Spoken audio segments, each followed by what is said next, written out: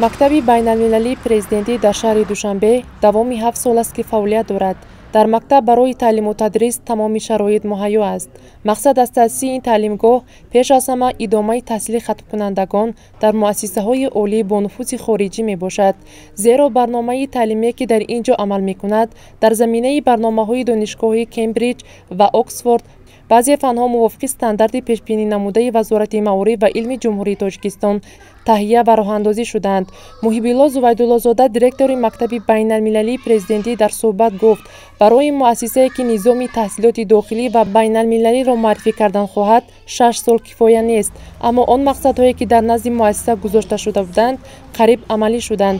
танҳо дар 3 соли охир аз 32 то 47% хаткунандагони мактаб ба донишгоҳҳои олӣ бо нуфузи хориҷи кишвар дохил шуданд. ҳоло хаткунандагон таҳсили худро дар донишгоҳҳои олии Швейтсария, Канада, Амрико, Олмон, Русия, Чин, Қазоқистон, Туркия, Кипр идома медиҳанд.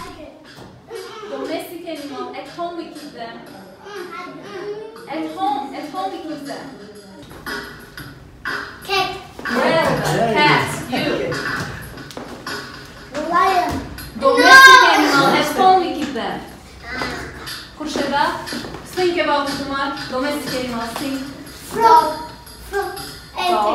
Yes. طی 3 سال آخر است که ما نشاندهنده‌های ما در سمت داخل شدن به مؤسسه‌های عالی داخل و خارج کشور، یعنی 100% و 100% رو تشکیل میده. یعنی از تمام خوانندگانی که مؤسسه را تحصیل میکنند به مکتب‌های عالی داخل و خارج کشور داخل میشود. این زمان در کدام مؤسسه عالی خارج کشور ختم‌کننده شما تحصیل دارند؟ حالا خوانندگان ما در دانشگاه‌های با نفوذ شویتزاریا، کانادا، آمریکا و آلمان من این سال داخل شدند. دانشگاه‌های با نفوذ فدراسیون روسیه، قزاقستان، ترکیه، جمهوری ترکیه و همچنان یک قطار دانشگاه‌های گیم که مشترکه که در کیپر و در دیگر کشورها هستند. منظورم دانشگاه مشترکه که هم توسط اون کشور و هم آنها اکریدیتاسیون دانشگاه‌های با نفوذ گیم که انگلیس دیگر دارند. حتی ما میتوانیم با افتخار گیم که خواننده ما امروز در دانشگاه یکی از دانشگاه‌های با نفوذ جهان در کمبریج هم تحصیل میکنند. یعنی این نشانه از آن است که شهادت از آن است که ما توانستیم که تا یک اندازه با اون هدف‌های گیم که اولای خود که یعنی آماده نمودن خوانندگان برای ادامه تحصیل در خارج کشور است تا اندازه نزدیک است. تحصیل عموما از روی کدام زبان صورت میگیرد؟ بله، اصلا زبان اساسی تحصیل در مؤسسه ما زبان انگلیسی است، لیکن طبق قرار حکومت جمهوری تاجیکستان برای عملی نمودن همون قرار درباره تکمیلی آموزش زبان روسی و زبان انگلیسی ما در این سمت هم یعنی آموزش بسیار وسیع و چخوری دانش زبان روسی رو برآوردیم در مکتب و البته زبان تاجیکی همچون زبان دولتی زبان ما بی‌واسطه و این هم توجه خاصی که داده می شود در این مؤسسه.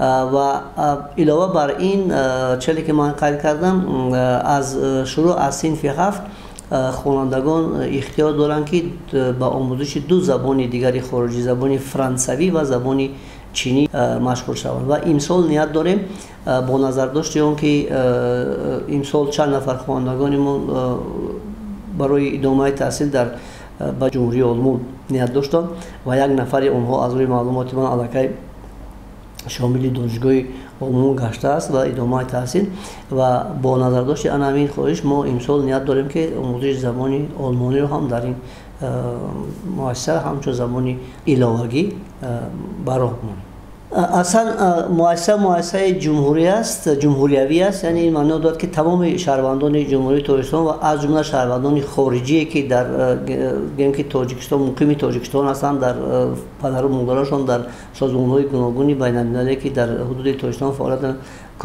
زندگی و فعالیت میکنند حقوق تحصیل کردن دارند.